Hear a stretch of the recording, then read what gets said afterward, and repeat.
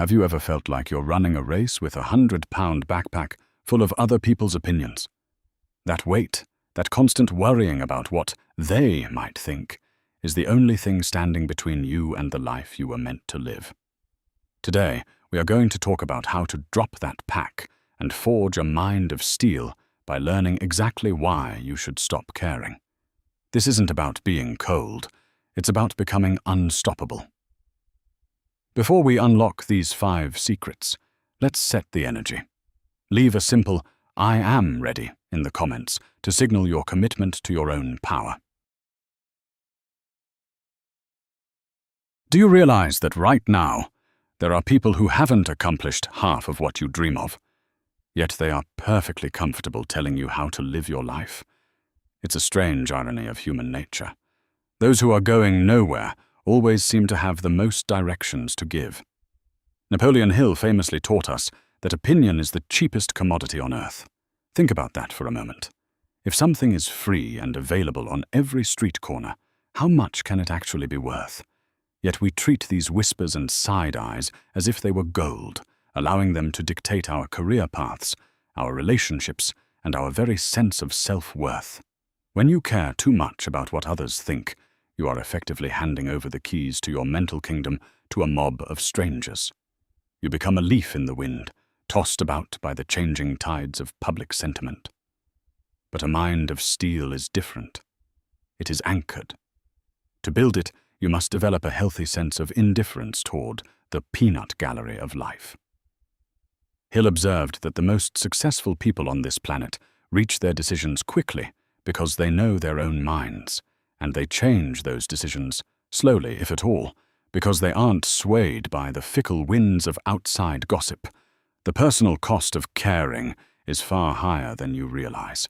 Every time you pause your progress to wonder if your cousin, your neighbor, or some anonymous person on the internet will approve, you are leaking the creative energy required to build your empire. You are essentially asking for permission to be great from people who are terrified of their own potential. Why would you seek a roadmap from someone who is lost? Stopping the care for external validation is the ultimate act of self-liberation. It creates a vacuum of silence where you can finally hear your own intuition, what Hill called infinite intelligence. You cannot hear the music of your soul if you are constantly listening to the noise of the crowd. This first step toward a mind of steel requires you to look at every piece of unsolicited advice and every judgmental glance and see them for what they truly are: distractions. They are tests of your resolve. When you stop caring about the cheap opinions of the world, you reclaim the mental bandwidth to focus entirely on your definite chief aim. You move from being a reactor to being a creator.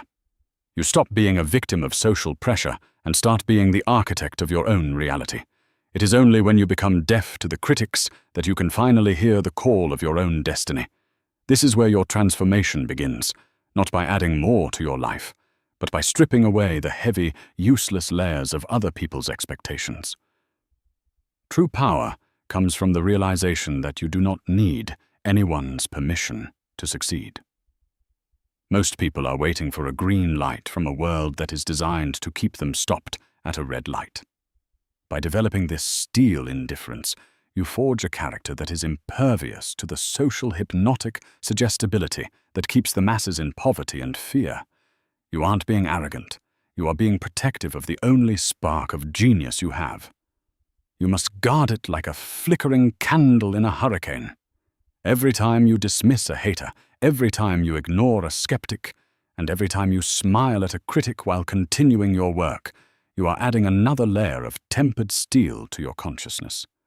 You are training your brain to recognize that your internal compass is infinitely more reliable than the external noise of the world.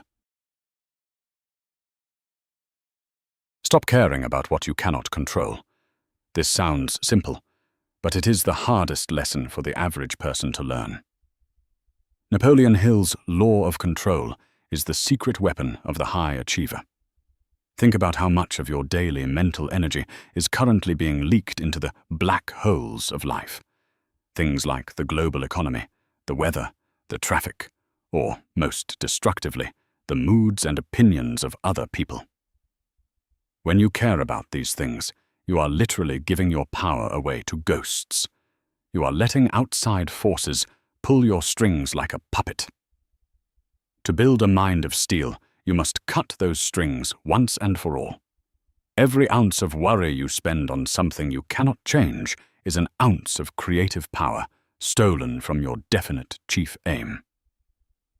Hill taught that the human mind is the only thing over which a person has complete, unchallenged control. Yet most people treat their minds like an open park where any passing stranger can dump their trash. They wake up and check the news, letting a headline 3,000 miles away dictate their mood for the afternoon. They go to work and let a grumpy boss or a jealous co-worker ruin their evening. This is not just a bad day. It is a failure of mental discipline. By stopping your concern for these external variables, you finally gain total mastery over the only thing you truly own: your own mental attitude. Imagine your mind is a high-tech laboratory. In this lab, you are working on the most important invention of the century, your future. Now imagine if you left the doors and windows wide open, allowing the wind to blow your blueprints around and letting random people walk in to shout over your work. You would never get anything done. That is exactly what you are doing when you care about the uncontrollable. A mind of steel is a locked laboratory. It is a fortress. It recognizes that while you cannot control the wind, you can absolutely control the set of your sails. This shift in focus is what Hill calls positive mental attitude, PMA. It isn't about being happy all the time. It's about being in charge all the time. When you stop caring about the how of the world's chaos, you start caring deeply about the what of your own response. If the economy takes a dip, the person with a mind of steel doesn't complain. They look for the seed of equivalent benefit that Hill promised is hidden in every adversity. They don't care about the problem. They care about the solution. They understand that their internal world creates their external world, not the other way around. You must become emotionally bulletproof. This means realizing that no one can make you feel inferior, angry, or defeated without your own consent. If someone cuts you off in traffic or insults your work and you get upset, you have just handed that person a remote control to your nervous system. Why would you give a stranger that much power? When you stop caring about their behavior, you reclaim your throne. You become the director of your own internal movie. Stop caring about the petty jealousies and the small town thinking of the people around you. Napoleon Hill spent 20 years studying the wealthiest men on the planet, and he found one striking commonality. They were incredibly selective about who they let into their mental space. This brings us to the power of the mastermind. Most people spend their lives trying to be liked by everyone, including people they don't even respect. They care so much about fitting in that they end up shrinking their souls to match the size of the room they are in. But to forge a mind of steel, you must stop caring about being one of the boys or one of the girls and start caring about your alignment with excellence. When you stop caring about the negative opinions of those who are comfortable in their mediocrity, you create a vacuum. And in that vacuum, you finally have the space to attract a mastermind group, a small circle of people who share your vision and push you to be better. Hill observed that successful men surround themselves with friendly resistance, but never with negative interference. Friendly resistance comes from peers who challenge your ideas to make them stronger. Negative interference comes from people who want to pull you down because your ambition makes them feel insecure about their own laziness. The moment you start rising above the crowd will start throwing stones. This is a law of nature. If you care about those stones, you will stop climbing to pick them up and throw them back. But if you have a mind of steel, you don't even feel the impact. You realize that their jealousy is actually a hidden compliment. It is a map showing you that you are moving in a direction they can't follow. By closing your ears to the critics and the naysayers, you sharpen your intuition. You begin to tune into a higher frequency, what Hill called infinite intelligence. This frequency only speaks in the silence of a focused, unbothered mind. Think about the mental bandwidth you waste trying to manage the egos of people who don't contribute to your success. Every time you play small so someone else doesn't feel left behind, you are betraying your own potential. You aren't being cold, you are being selective. You are protecting the sacred spark of your imagination from the cold water of the mundane. You must realize that your time and your mental energy are your most precious assets. Why would you spend them on people who are committed to misunderstanding you? When you stop caring about social approval, you gain the superpower of focus. You no longer look left or right to see who is watching.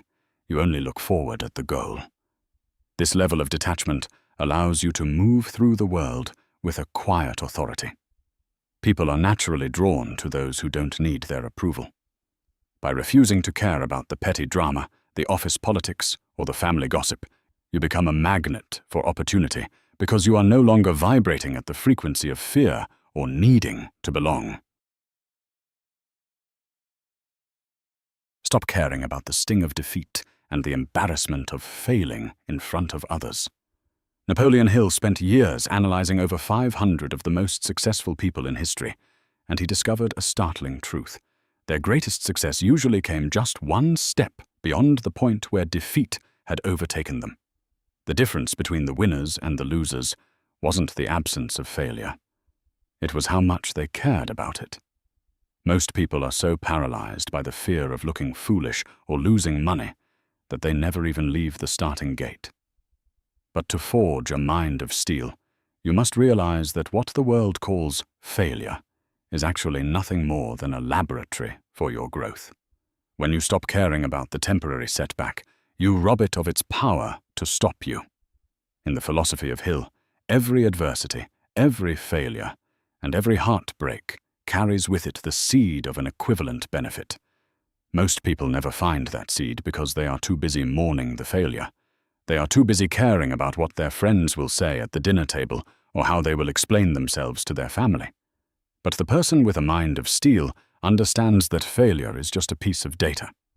It is a signal that your plan was not sound, and it is an invitation to build a better one. By removing the emotional care from the situation, you can analyze your mistakes with the cold, calculated precision of a scientist. Think about the mental energy you waste on regret. Regret is a form of caring about a past that no longer exists. Hill observed that successful people reach their decisions quickly and change them slowly, while those who fail reach decisions slowly and change them frequently at the first sign of trouble. They mistake a detour for a dead end. When you stop caring about the optics of failure, you develop a level of persistence that looks like insanity to the average person. You become like Thomas Edison, who didn't fail 10,000 times to invent the light bulb. He simply found 10,000 ways that didn't work. He didn't care about the frustration. He cared about the result. This shift in perspective transforms your entire reality. If you stop caring about the potential for loss, you become dangerous in the best way possible. You become a person who cannot be intimidated. Most people are kept in place by the social hypnotic suggestion that says failure is a permanent stain on your character. But in the world of high achievement, failure is your tuition. It is the price you pay for the wisdom that cannot be taught in books. By developing an indifference to the sting of defeat, you are essentially buying your freedom.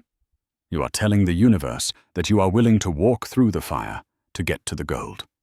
Furthermore, caring too much about failure creates a state of anxiety-driven caution.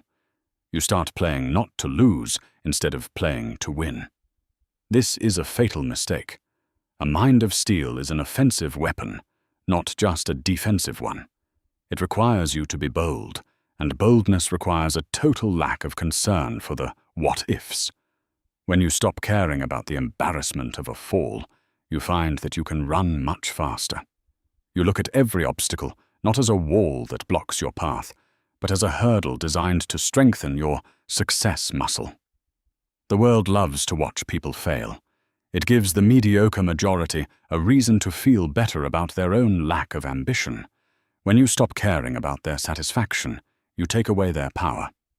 You realize that your life is not a spectator sport for their entertainment.